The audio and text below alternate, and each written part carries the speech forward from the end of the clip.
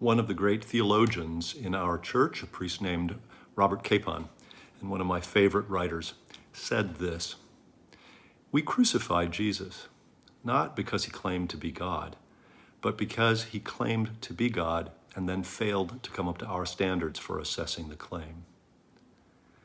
This Palm Sunday, this Holy Week, is going to be like none other we've experienced. We're going to be praying in ways that will stretch us and are strange to us, and yet will pray. We'll follow the Lord's path from that triumphal entry into Jerusalem and straight to the cross and beyond. We'll follow his path in a variety of ways, but I want to remind us of what Robert Capon said. Jesus did not meet the expectations of what Messiah would look like, of what the salvation promised by God would be. There were many who expected it to be a rousting of the Roman occupiers in the Holy Land, a military movement perhaps. And Jesus was about something completely different than the way the power and authority is wielded in this world. Jesus entered a world of uncertainty, of challenge, poverty, a world, in short, not unlike ours. And that's good news.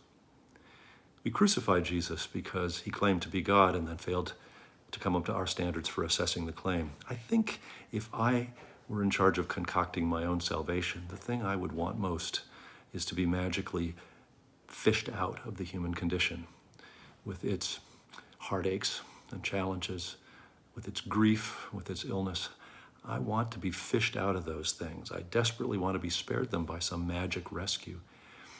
And fishing us out of our humanity seems to be the one thing God refuses to do. We're not fished out of our humanity. That's not what Jesus came for. Jesus came to enter our humanity, to fully embrace what it is to be human. God entered the human condition completely. And because of that, there is no challenge, no heartache, no terror that we have to go through alone. God knows those reality from the inside, so to speak. We are not alone, ever. Even in this time of physical distancing, of social distancing from one another, of not being able face to face to mark these great days where we contemplate the mystery of our salvation. We can't do that together the way we have been so accustomed to doing. No, it's going to be different this year, but it's the same reality. We celebrate, we commemorate, we enter ourselves again into what God has done for us, namely, come to be with us.